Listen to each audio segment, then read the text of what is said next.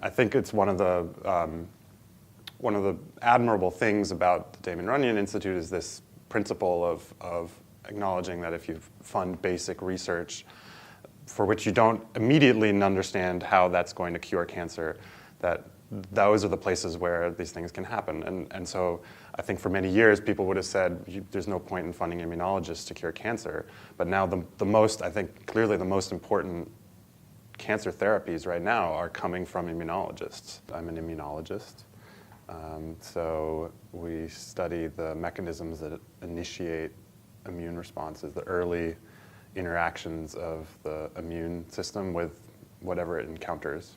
It's an exciting time to be an immunologist because there are these amazing immunotherapies that for some patients lead to really durable responses for years.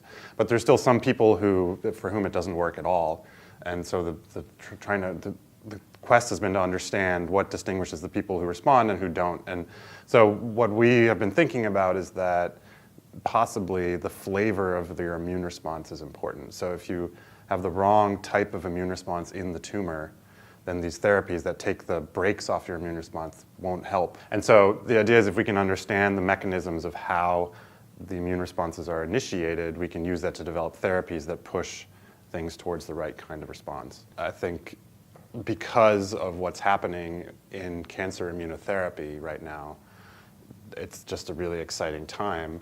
And it's sort of a renaissance for that approach to this idea that you can use the body's own defenses to attack this cancer, which is born of yourself, but in a way it is a foreign invasion, right?